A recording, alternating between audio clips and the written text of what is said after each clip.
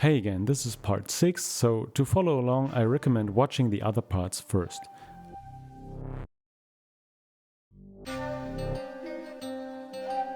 I'm building a record lathe inside a box from scratch. The machine will look like this render here.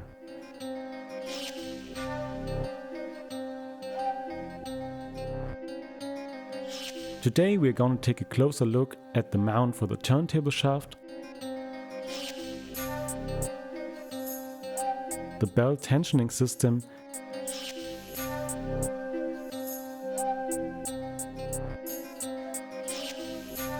and the motor on an adjustable mount.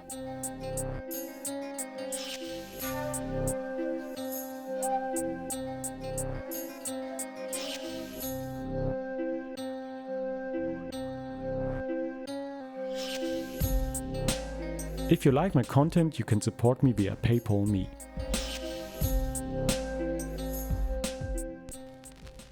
To connect the turntable shaft to the frame of my record embossing lathe, I need a mount. After some sketches, I came up with this design. On the bottom is a thrust bearing that carries all axial loads. This bearing sits on a hole in the bottom part.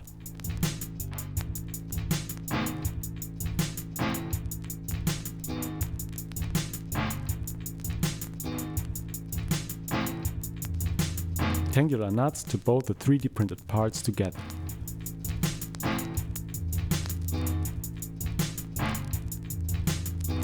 On top sits the middle part, but first let's check if the shaft sits correctly and spins. Now we can connect the two parts together.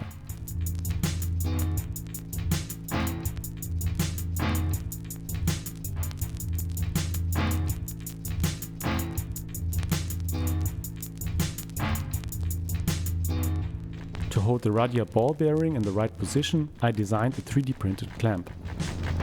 With this clamp I can adjust how firmly the bearing is held in place.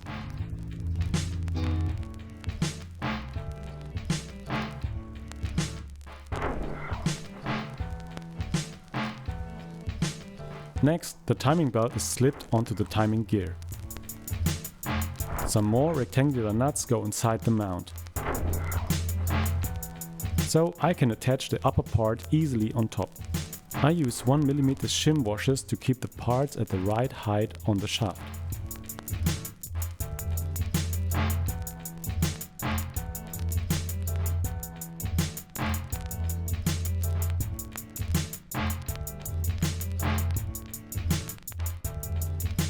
The upper ball bearing is also held in place by a 3D printed clamp.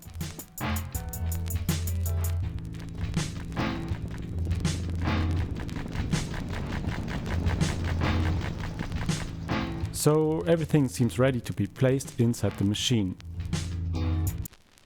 Except I was wrong. I realized I had to rotate the mount by 45 degrees to better match the belt path. So I redesigned the mount and started over again. After a few hours of rework and 3D printing, I was ready to give it a second try. The assembly was straightforward. The good thing is I could reuse all the metal parts from the first build.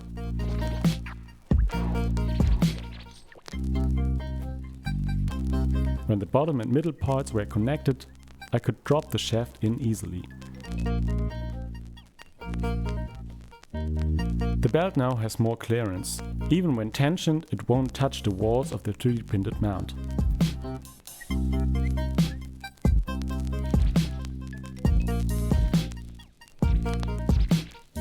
The top part is now in a triangular shape, so I had to fasten it a different way, with screws from the top and the side.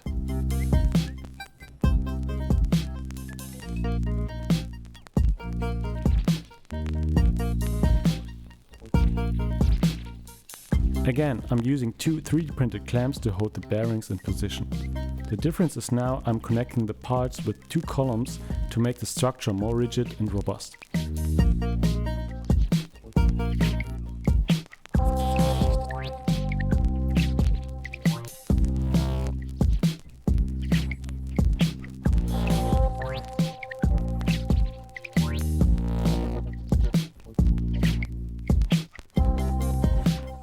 After some fine-tuning, the clamp is ready to install.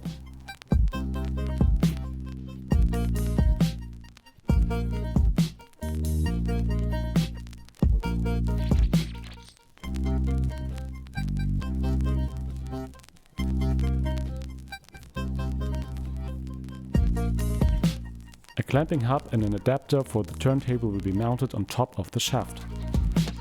On the flip side of the mount are two slots. I glue in two 3D printed pieces here. These will help me position the mount precisely on my T-slot frame later on.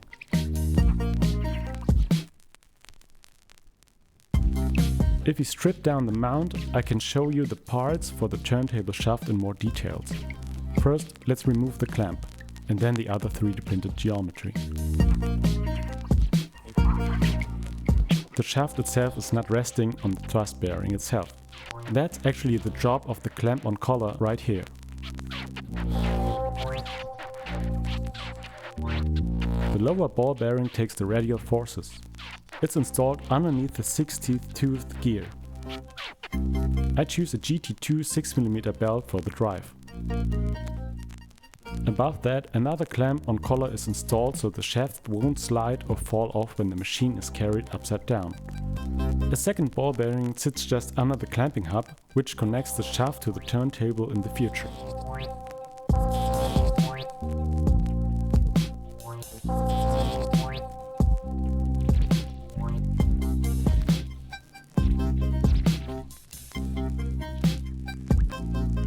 Now we finished the main piece of the turntable drive. We need a way to tension the timing belts.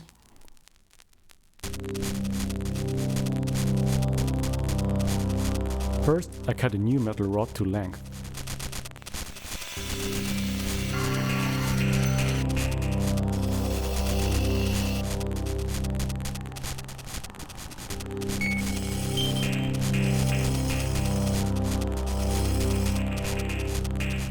Then I designed some 3D printed parts. This time I use these hex nut nylon insert lock nuts, or whatever they're called.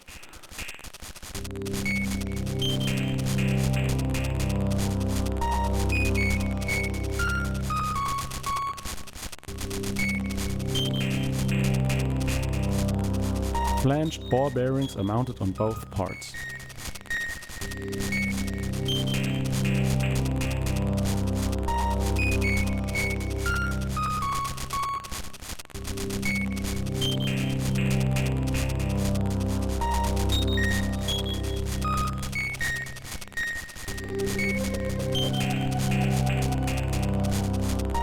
Three pillars keep the lower and upper parts connected, stiff and robust.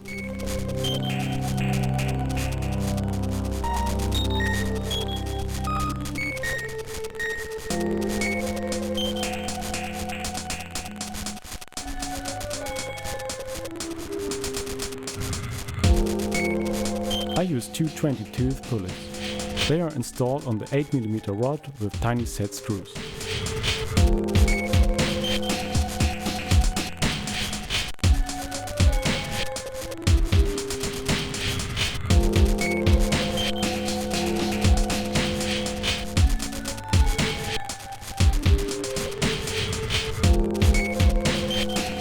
Now the belts can be slipped over the tensioner and the upper parts can be screwed onto the pillar.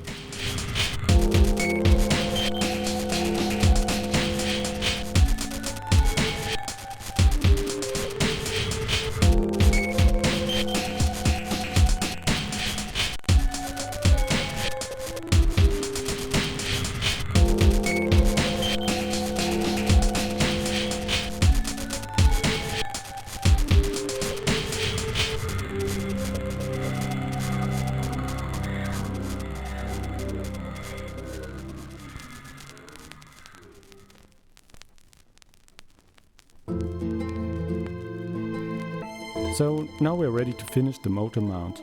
I'm using a 3mm steel plate for my stepper. This plate mounts to a short T-slot profile, so I can adjust the belt tension later by sliding and tightening the plate in the slot. A small 3D printed part helps me attach the mount to the frame. it's time to tweak some frame dimensions. For now I'm using these aluminum brackets. They are actually kind of crap, but for prototyping they're just fine. I will replace them with an integrated angle that is placed inside the T-slot. For some fasteners I had to design my own connectors and 3D print them, like this T-shaped connector.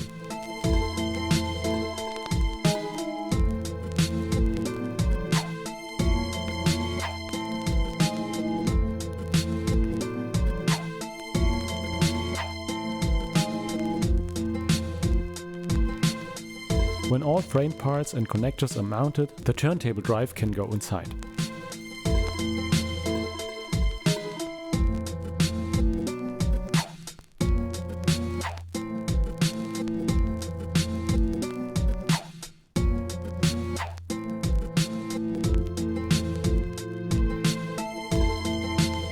The belt tensioner is mounted with 4 screws that can be loosened to adjust and tighten the belt itself.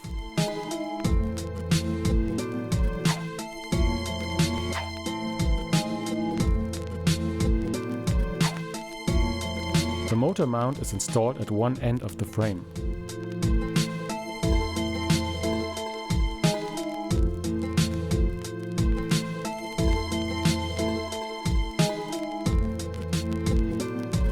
The belt from the motor can be tensioned by loosened screws from underneath the mount.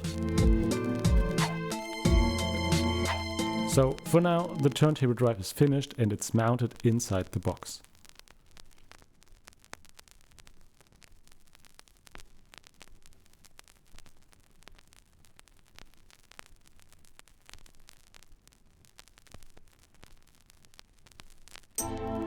After releasing my last episode, I realized the linear guidance of the feed carriage was too shaky and not as precise as I needed it to be. So I ordered a better system and swapped it.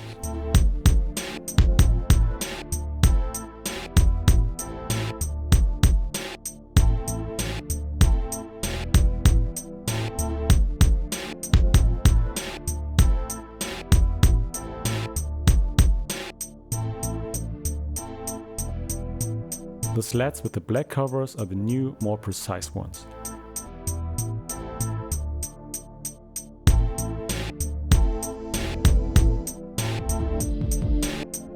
Replacing the system took me like 20 minutes, and it was worth it.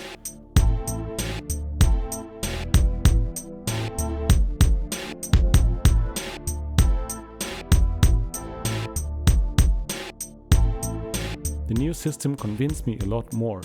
It's different and more robust and will give better embossing results for my cutter head.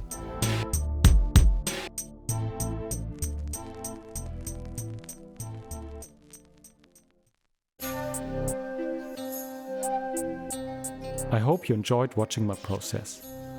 Please support me so I can keep working on my projects.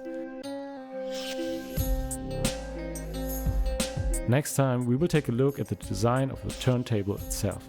So hope to see you next time.